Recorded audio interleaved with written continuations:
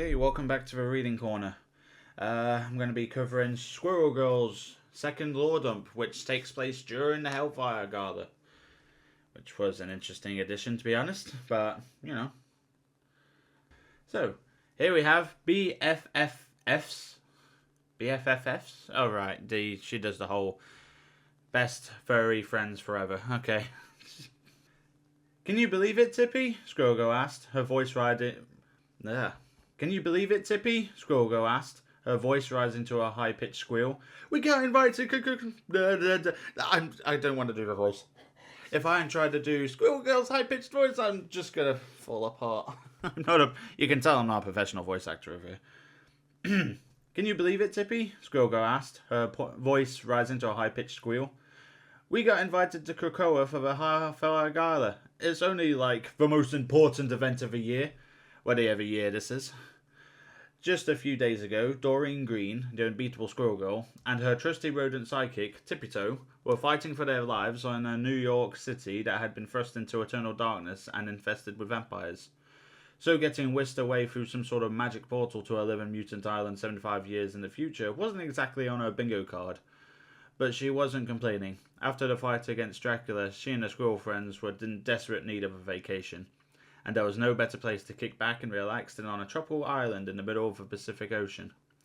You like the new outfit? Squirrel Girl asked with a smile, giving a twirl as she showed off a festive beachy look. I know everyone else is getting all gussied up for the gala tonight, but I thought some casual wear was more than my style. Tippy Toe was about to chirp in agreement, but instead she let out a squeal of horror, skittering up Squirrel Girl's body to perch safely on her best friend's shoulder. What's wrong, Tippy? Squirrel Girl asked, looking around to find the source of the commotion. Suddenly she saw it, a strange dog-like creature bounding down the beach towards her at top speed. But this was no normal dog. Its skin was shiny silver and its alien features made it look equal parts menacing and adorable. No! A voice yelled from afar. Bad wolf! Squirrel Girl looked down the beach further to see her friend Rocket Raccoon hurriedly chasing after the strange alien dog. Sorry about that, Rocket said as he got closer. I was taking Amazing Baby here for a walk and he got away. Didn't mean to scare your bushy-tailed pal. Tippy will be fine, Squirrel Girl said, reaching down to pet Amazing Baby on the top of his smooth silver head. And this little fella was just a bit overexcited, wasn't he? Who can blame him, Rocket said. With all we've been through, saving the universe and whatnot, we finally get to reap the rewards in paradise. I think we all needed a getaway after this, after that vampire nonsense in New York. It's a nice change of pace not having someone constantly trying to take a bite out of us. "Rawr!" a loud voice exclaimed, right on cue. The heroes turned to see a strange creature leaping out of the ocean waves towards them, its giant jaws wide open, its sharp fangs flashing in the summer sun. As Tippy Toe and Amazing Baby yelped and ran at full speed into the Krakoan jungle, Squirrel Girl and Rocket instinctively got into battle positions, ready to fend off the bounding beast. Unfortunately, before any punches could be thrown, they realised that it wasn't some menacing mutant monster that lurked off the Krakoan coast. It was their new friend, Jeff the Landshark. "Rawr!" Jeff squealed with joy as he landed on his tiny legs between Rocket and Squirrel Girl. Happy to see you too, Jeffy, Squirrel Girl said, though you gave Tippy and Rocket's pup quite the scare. We should probably go find them before they get into any more trouble, Rocket said. How about you take the lead, Jeff? Squirrel Girl asked, knowing that the little shark had plenty of experience chasing after her squirrel pals. "Marr," Jeff proudly responded, sniffing the ground as he followed Tippy Toe's trail into the lush green vegetation just beyond the beach. Squirrel Girl and Rocket stayed close behind their amphibious ally. After chasing Jeff through the dense undergrowth for several minutes, Squirrel Girl and Rocket found themselves entering a clearing. There you are, Tippy, Squirrel Girl said as she caught sight of her companion. I was worried you'd gotten lost, or eaten, or... Squirrel Girl paused as she realised how still and silent Tippy Toe and Amazing Baby were standing. Her gaze drifted over to the centre of the clearing where she saw a heartbreaking sight. There was her mutant ally, Psylocke, kneeling on the ground. In her arms, she gently cradled the body of what looked to be a very old wolf. It was clear the creature was close to the end of its days. Are you okay, Psy? Squirrel Girl asked, putting a hand on Psylocke's shoulder. I am, Psylocke responded, but Logan is not. Logan? Squirrel Girl asked, confused. When she heard that name, she instantly thought of the X-Man known as Wolverine, but she soon realised that Psylocke was talking about her ancient looping friend. He was my best friend and most loyal companion, Psylocke said, her gaze still fixed on the poor old creature wrapped in her embrace. Back in the world I came from, we hunted on his side by side for many years. When the Collector ripped me from my timeline, I thought I would never see him again. But it seems Logan never gave up on finding me. I can see it in his memories. He found his way across time and space, chasing some strange man in red who had been sent to find me. Eventually he picked up my scent again and followed it here to Krakoa. By the shape he's in, looks like it took the poor thing centuries to find you, Rocket said. It did, Psylocke confirmed. His healing factor kept him alive all that time, but even his body has its limits, it seems. You mean he's... Squirrel Girl's voice trembled. She couldn't finish her thought before tears began to roll down her cheeks. Hi, Psylocke said, confirming Squirrel Girl's unspoken fear. Now that Logan has finally found me, his mission is complete. His journey has come to an end. It's time for him to rest. Jeff approached Psylocke and gently nudged her, showing his dear friend some much-needed support. A lower rest is fine and dandy, Rocket said, trying to keep composed. But I ain't going to sit here and watch you lose a friend again just as soon as you found him. There's got to be something we can do. Wait, Squirrel Girl said, excitement returning to her voice. I have an idea. When I'm not busy eating nuts and kicking butts, I study computer science at Empire State University. And last semester, I wrote a paper on memory storage. But I'm not talking files and folders here. I'm talking about real memories, like yours and mine. Could theoretically be stored in a digital format and downloaded into a new body if something happened to us. And during my research, I found a Daily Bugle article by Ben Urich that claimed that citizens of Krakoa are already applying a similar process to make themselves all but immortal. The resurrection protocols, Psylocke said quietly.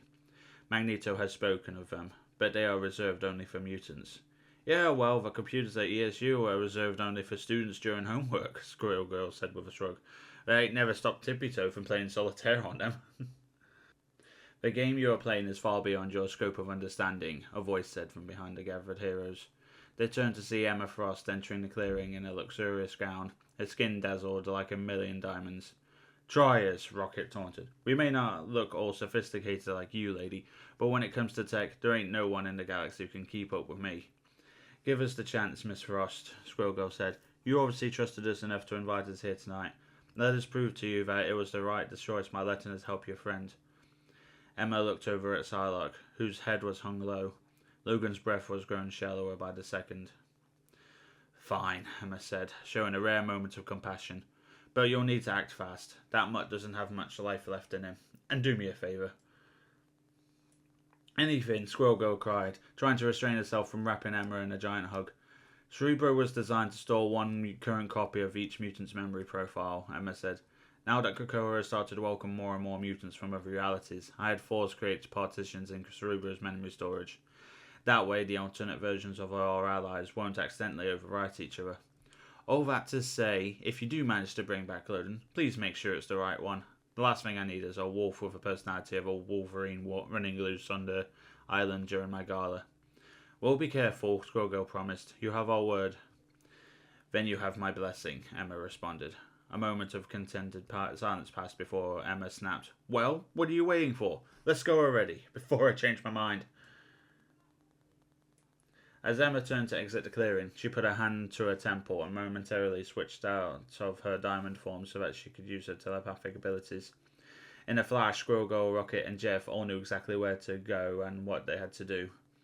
Squirrel Girl and Tippy Toe would accompany Emma to the cradle, where Cerebro was stored. From there, Emma would be able to initiate a telepathic upload of Logan's memories to the system's neural network, while Squirrel Girl created an algorithm to route the data to a proper partition. Meanwhile, Rocket and Amazing Baby would find Groot and lead him to the grove, where he could have a plant-to-plant chat with Krakoa about using its seedlings. Tiny Krakoan creatures that had absorbed traces of the powers of the many powerful mutants who lost to the time stream entanglement, to bend the resurrection protocols and grow a special non-mutant body for the Lupin Loden. Finally, Jeff would stay with his dear friend Psylocke to comfort her as Logan made his transition from one life to the next.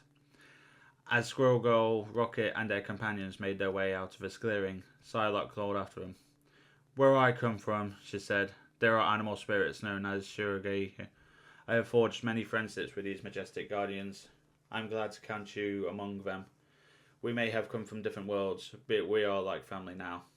That means Logan is family too, Squirrel Girl said, and we won't let him or you down. With that, the heroes went their separate ways, each equally determined to save Psylocke's furry friend. Later that night, as the Hellfire Gala's opening ceremonies finally began, Psylocke stood quietly at the edge of the festivities. Her heart was still heavy from the loss of her beloved Logan, who had silently passed away in her arms hours earlier. And while she knew that her new friends had done their best to save her companion, there was still no word on whether or not their attempts had been met with success. Suddenly, a ruckus broke out amongst the crowd as Jeff the Landshark bounded across the dance floor, weaving his way between the legs of partygoers. Jeff was followed closely by Tippy Toe and Amazing Baby, who both chittered with excitement behind him. Behind him, much to Psylocke's delight and amazement, stood Logan. The old wolf looked as young and spry as he had been back when he and his master were first separated. Logan lunged forward, racing through the crowd and leaping into Psylocke's eager arms. For the first time anyone who knew her could remember, the sullen warrior couldn't help but smile. "Well, what do you know?" Rocket said with a smile. "We did it." "We sure did, buddy," Squirrel Girl replied. "We make a pretty good team, you and me. Too bad we've already got partners." "True," Rocket said, extending a paw to Squirrel Girl and leading her towards the dance floor. "But I'm sure mine wouldn't mind if I switched things up for just one dance." "Not in those outfits," Emma Frost said sternly as she passed by. The two heroes stopped cold in their tracks, looking down at their vacation attire and realizing just how out of place they were amongst the other exquisitely dressed attendees.